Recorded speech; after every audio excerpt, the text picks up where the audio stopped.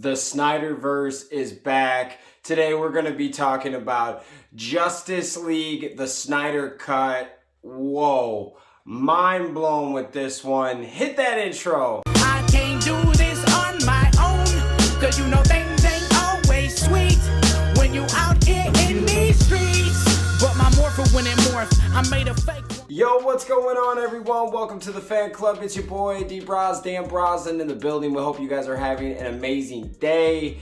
Man, I wanted to push this one out yesterday, but I wanted to rewatch the movie so I could watch 2 times, and then I watched a few breakdowns, read some things, and just so I could get every angle to give you guys my spin, my opinion on Justice League, the Zack Snyder cut. This thing was crazy, to say the least. Now, I will say that maybe this movie isn't for everybody, especially if you're not a superhero fan. There's some really cool stuff in here, but it is a 4-hour movie, and I could see some people like not being able to keep up with this movie. But if you are a fan of DC superheroes and you like the other DC movies, and you know, like me, you thought that Justice League was decent, it wasn't horrible, but man, there was a lot of lost hope with that movie where things that we thought that could have been done weren't done. And they kind of just put everybody, when I say they, Warner Brothers put everybody into a really weird situation.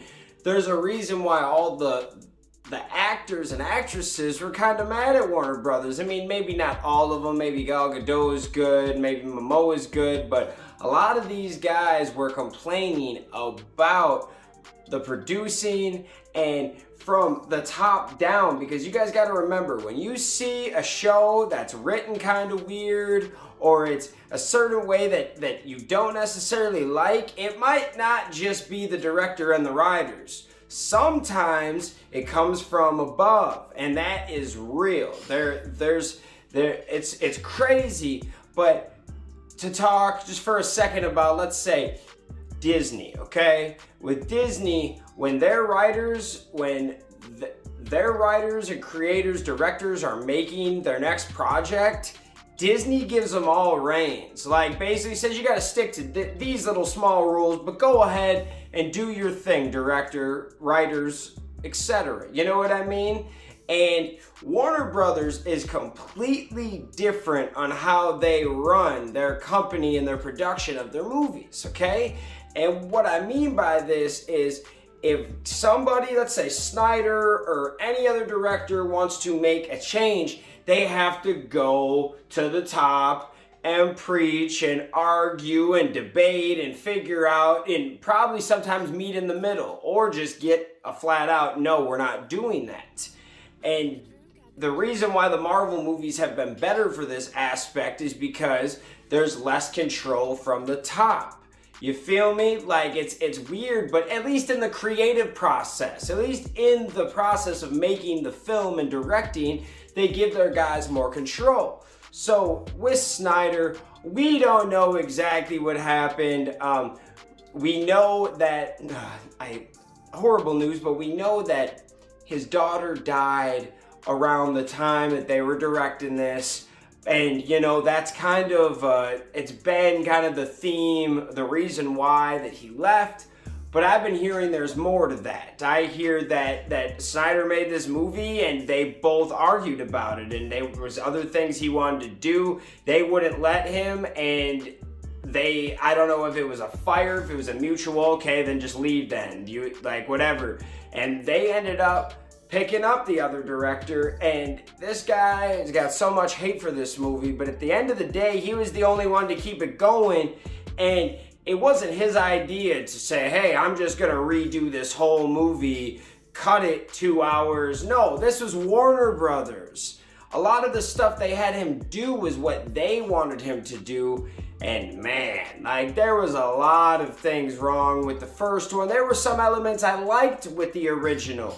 But there were some things that I didn't necessarily like about it. And this movie, this movie right here, it got it ready, okay? And what I mean by ready is ready for more of a world. Now, my biggest disappointment with the original Justice League is they didn't build anything up beforehand. What did they have? Batman versus Superman out? You know, like there wasn't Wonder Woman and Aquaman came after this. Tell me if I'm wrong. Like they barely built the universe up, especially there was no Flash movie, there was no Cyborg movie. So 2 hours to get everybody into one movie and have it make sense, it doesn't make any sense. You know, like Marvel literally built a whole, like how many movies before they did the first Avengers. You know, it's really weird how they did that, but the Snyder Cut being 4 hours long is like one of the only ways you could fully make that all make sense, because it did make a lot more sense. If you have not seen this movie, which, you know, by now a lot of big DC fans have, you guys know it's similar to the original story. It just has a lot more meat to it. You know, it's like having those little skinny chicken wings and then you get those big banger premium, like the double the size. Now you can season them, they can be the same, they can taste exactly the same, but the one chicken wing is gonna have more meat on it. And that's what this one was. I'm not gonna act like this was 100 times better, but this was better. We got more of a story. This movie was actually so cool, man. There were so many elements, so many parts. What I liked is they broke it up into parts. So you could, if you didn't have 4 hours, you could do, you know, let's watch it for 2-3 parts and then we'll come back to part 4 later. The epilogue was crazy. There were so many things about this movie that were amazing to me. But one thing I want to just talk about without giving the whole movie away was there's 2 big scenes I'll talk about, and then we'll talk about how much the other elements we liked of the movie. But the one element that I loved, or scene I loved I should say, was it was almost like their version of a prehistoric Earth version of an Infinity War, where they had the boxes and they fought Darkseid and everyone came together who was divided. We're talking about like the Vikings and the Amazon, and you got Aquaman and his people, or whoever who the Aquaman was at that time. You had Zeus. It was crazy. And Ares. This was an awesome like team up. It was like a prehistoric version, like of like a pre-Earth, like one like millions of years ago, where the people had to come together the first time. It had like some Power Ranger feel to it, you know, like that millions of years ago, you know, like that type of thing. And I loved it. I love that type of stuff, man. Like maybe it wasn't millions of years ago, it was maybe thousands of years ago or something, maybe a few hundred years ago, but it was a long time ago.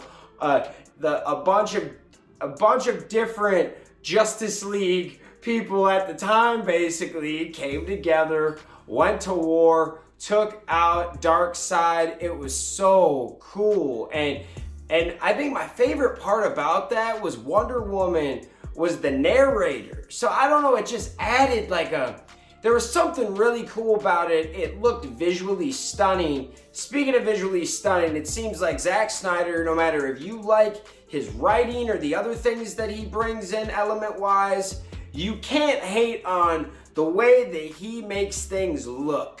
The stunning visuals. There are just certain things that are, oh my gosh, they're just unreal when you watch this guy.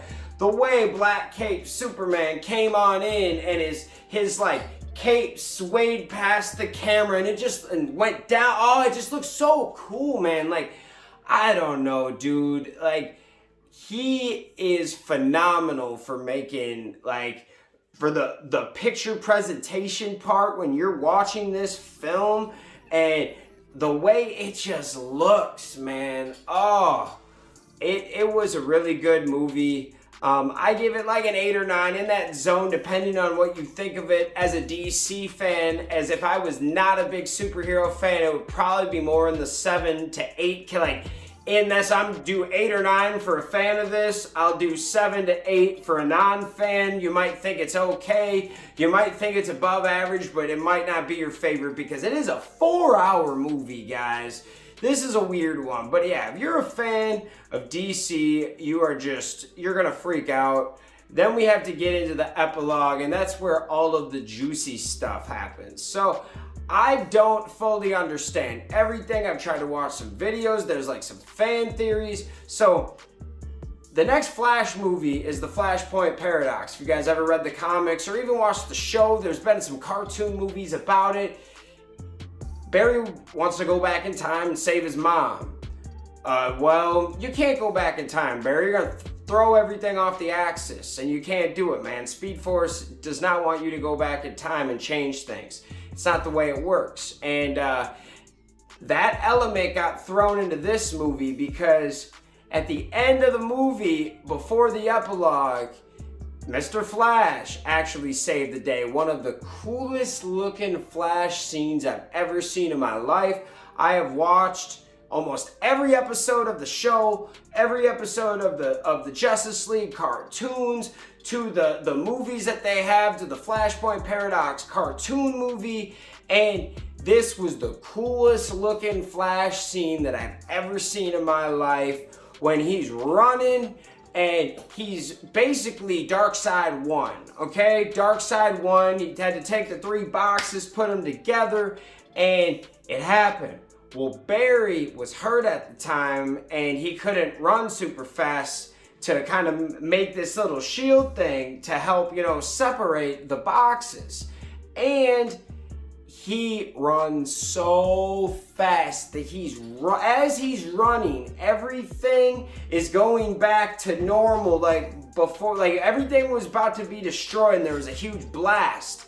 And as he's running, the blast is like going back, and oh, it's so cool, man. Like, you gotta see that part, see that movie. But the epilogue, I think anyways, the epilogue is they're starting to have these crazy, weird visions. I don't know what's happening.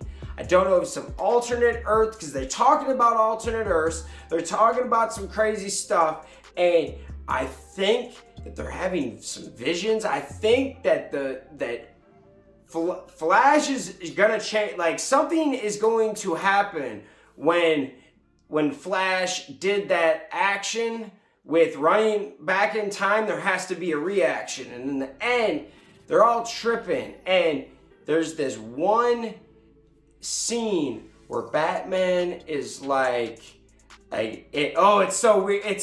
They're hiding, and it's like, it almost looks like a desert type scene. They're hiding, and you can't see who they're hiding from. And then he says clear, and out comes, what is it, Deathstroke, the Flash, who is it, Cyborg, and there's a few people. Who was it? Cyborg. Who else am I missing? And then they're talking, and then Leto Joker comes out. This was the Joker that we needed. It had some Ledger vibes, but yet a little bit of his Joker from Suicide Squad, but he was way more crazier, and I liked the way he was talking. He said some crazy stuff, man, and I see why Leto was upset. Of course I see why he's upset. They barely put him in Suicide Squad, which I hear there's way more clips, and then now you had this in the Justice League and you take it out. This is nuts. This is ridiculous. This sets it up. It's crazy. And what they were talking about, the Joker, he talks about he killed Robin.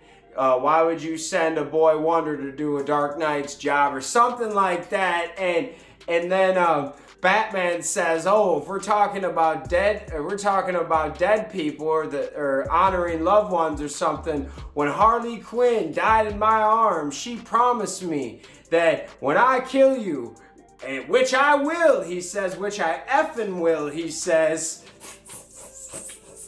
I will do it slow and painful.